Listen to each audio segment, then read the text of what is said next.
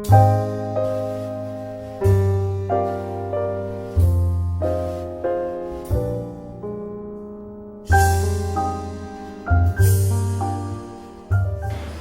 નાની ઉંમરથી જ આકારોને જોતા હોય છે.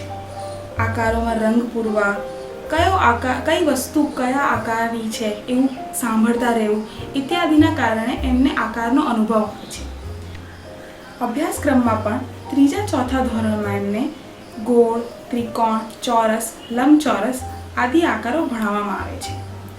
ધોરણ 5 સુધીમાં એવી આશા કરવામાં આવે છે કે બાળકો આ આકારોને સરખી રીતે ઓળખી અને એમના ગુણધર્મોનું વિશ્લેષણ કરી શકે.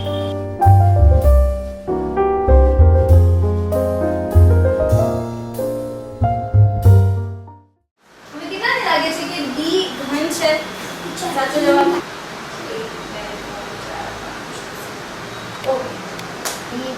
ડી ઘન.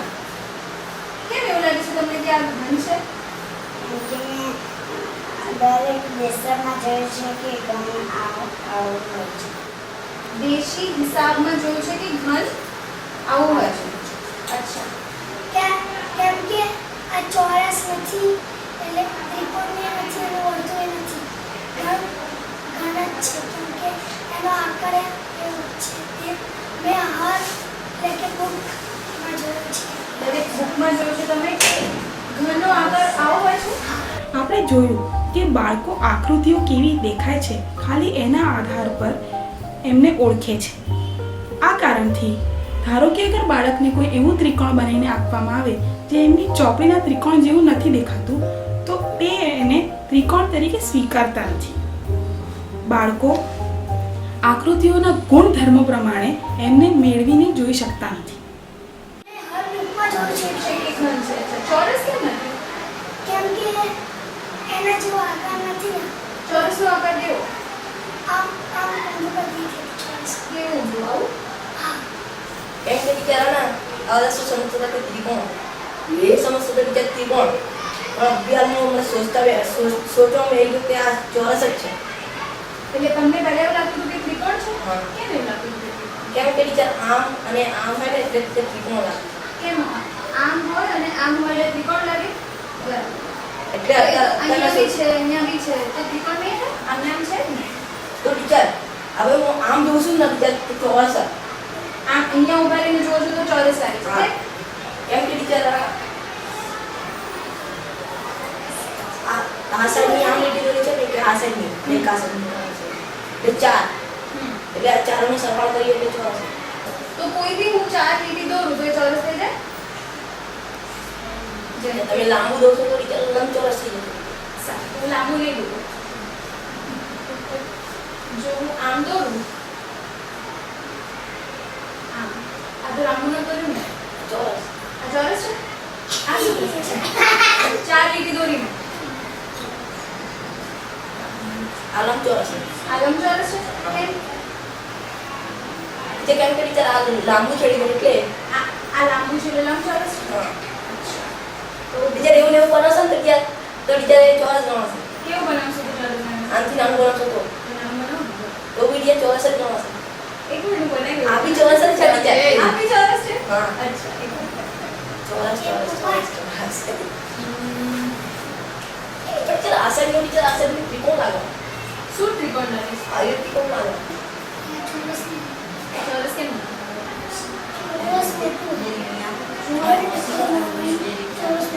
ચોરસ મોટું હોય તો આ જ આ વસ્તુ મોટી બનાવો. હવે આ ચોરસ છે, જેમ કે આ મોટું છે તો નાનું હોય તો ચોરસ ના હોય એવું? આપણે જોયું કે ખૂણો જે કે ચોરસનો એક મહત્વપૂર્ણ ગુણધર્મ છે, એનો ઉપયોગ કોઈ પણ બાળક ચોરસ સમજાવવા માટે કરતું નથી. આ ઉપરાંત બાળકો પાસે ચોરસ સમજાવવાની સાચી ભાષા નથી. જેમ કે 4 બાજુનો સરવાળો એટલે ચોરસ એ વાક્યાંશ ખરેખર સાચું નથી. બાળક કહેવા એમ માંગતું હતું કે કારણ કે એક આકૃતિમાં 4 બાજુઓ છે એને ચોરસ કહેવાય, પણ જે વાક્યાંશનો એને ઉપયોગ કર્યો એ સાચો નથી. તે માટે બાળકોને કક્ષામાં તેમનો જવાબ શું છે એ જણાવવું અને એમની રીત સમજાવવાનો અવસર આપવો જરૂરી અને ફાયદાકારક હોઈ શકે છે.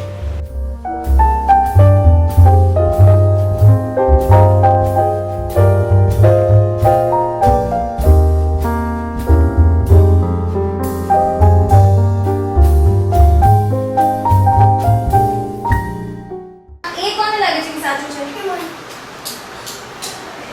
બી કોને લાગે છે કે સાચું છે? બી. સી કોને લાગે છે કે સાચું છે? જેને સી લાગતું હોય બરાબર. અને ડી કોને લાગે છે કે સાચું છે? સી જવાબ હતો ને? કેમ સી જવાબ? કારણ કે કે મને ત્રિકોણ જેવું લાગે છે. આ ત્રિકોણ જેવું લાગે છે. આ આકૃતિ કેમ ત્રિકોણ જેવું લાગે છે તમને?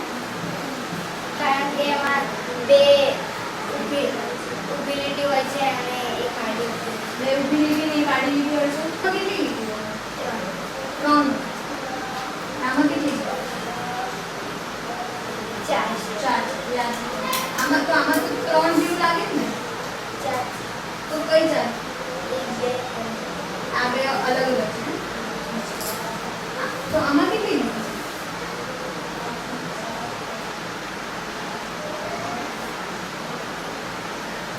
તો પછી આ ત્રિકોણ કેવી રીતે બનશે? તમે કહો છો કે આ ત્રિકોણ આ સીધું છે બરાબર, પછી બીજું શું છે આમાં? કોઈ ત્રિકોણ છે તો ડી ને શું કહેશું? ત્રિકોણ આમ પહોળું હોય છે અને તમે અને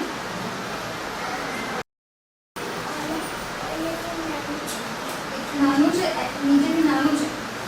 અચ્છા, તો એટલે આ ત્રિકોણ નહીં બને? એટલે આને હું આમ સીધી કરી દઉં તો આ ત્રિકોણ બને?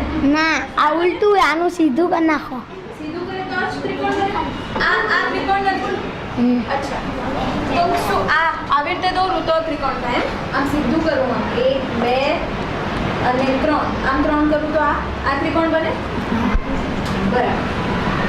એટલે આ દિશામાં હોય તો આ ત્રિકોણ કહેવાય, અને આટલું જાડું હોય તો આને ત્રિકોણ કહેવાય. અને હું પાતળું બનાવું તો ના થાય. આવી રીતે જો હું આમ બનાવું તો આ ત્રિકોણ બનશે? આ નહીં બને. કેમ આ ત્રિકોણ કેમ નહીં બને?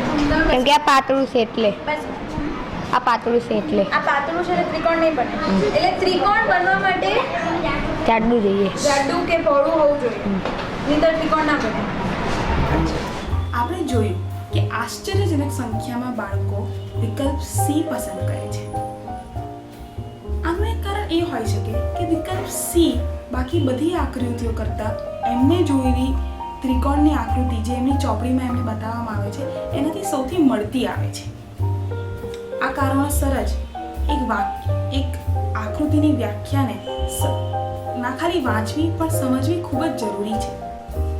બાળકો માટે એ સમજવું જરૂરી છે કે જે તે આકૃતિને ચોરસ, ત્રિકોણ, લંબચોરસ, ગોળ ઇત્યાદિ ત્યારે જ કહી શકાય જ્યારે તે આકૃતિ એ આકારના અલગ અલગ બધા જ ગુણધર્મોને પૂરા પાડતી હોય. તે સિવાય અગર કોઈ આકૃતિ કોઈ આકારના કોઈ પણ એક ગુણધર્મને પણ પૂરું ન પાડી શકે તો તે આકૃતિને એ આકાર કહી શકાય નહીં.